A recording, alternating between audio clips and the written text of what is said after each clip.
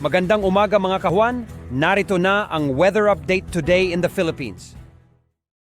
Narito na ang lagay ng ating panahon ngayong araw nga ng Lunes, February 26, 2024. At sa ating latest satellite images, makikita natin na dalawang weather systems pa rin ang nakakaapekto sa ating bansa. Ang northeast monsoon o amihan ang siyang nakakaapekto, partikular na sa bahagi ng Luzon, habang easterlies o ito yung hangin nagmumula sa karagatang Pasipiko ang magdadala naman ng mga pagkilat-pagkulog, partikular na sa may bahagi naman ng Visayas at ng Mindanao. Sa kasalukuyan, wala pa rin tayong namomonitor na anumang low pressure area sa loob o labas man ng Philippine Area of Responsibility.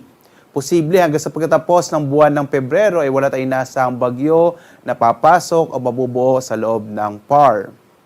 At narito ang inaasahang magiging lagay ng panahon dito sa may bahagi ng Luzon.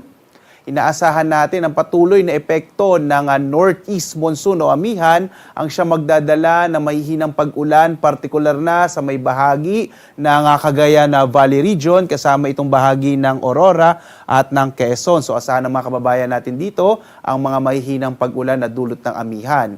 Sa nalalabing bahagi ng Luzon, itong Northern Luzon, Central Luzon, Southern Luzon at yung bahagi ng Kamaynilaan ay makararanas naman ng mga pulu-pulo or isolated na mga light rains o may hinang pag-ulan na dulot pa rin ng amihan. Yung agwat ng temperatura natin sa Lawag, nasa 22 to 32 degrees Celsius, sa Tuguegarao 22 to 31 degrees Celsius, sa Baguio 15 to 24 degrees Celsius, habang sa Kamaynilaan nasa 24 to 32 degrees Celsius, Tagaytay 22 to 30 degrees Celsius, habang sa Legazpi 24 to 30 degrees Celsius. Inaasahan nga pala natin na itong amihan na to ay magpapatuloy sa linggong ito. Kaya asahan natin bandang gabi, yung mga gabi natin posibleng medyo malalamig. Pero yung tanghali, asahan pa rin natin yung mainit na temperaturang maaring maranasan sa malaking bahagi ng ating bansa.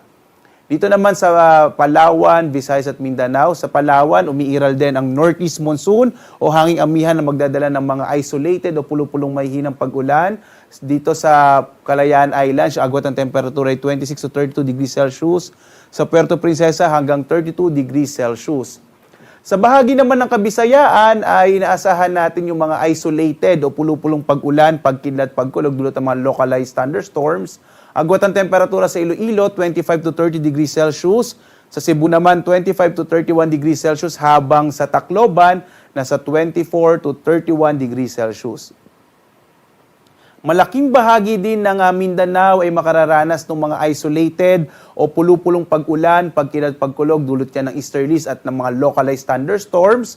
Ang agwat ang temperatura sa Zamboanga, nasa 24 to 33 degrees Celsius, sa Cagayan de Oro naman hanggang 30 degrees Celsius, habang dito sa Davao ay mula 24 to 32 degrees Celsius. Sa kasalukuyan nga, wala tayong nakataas na gale warning, kaya ligtas naman pumalawat ang mga sakyang pandagat at malilit na mga bangka sa mga baybayin ng ating bansa. Inaasahan natin yung Banayad hanggang sa katamtamang pag-alo ng karagatan sa malaking bahagi ng ating kapuluan. Dito sa may bahagi ng Northern Luzon at Eastern Visayas, posible naman na kumisan ay may mga malakas sa pag-alo ng karagatan. So iba yung pag-iingat pa rin yung kinakailangan ng ating mga kababayan. Ang araw natin ay sisikat ganap na 6:15 na umaga at lulubog, 6:03 naman ng gabi.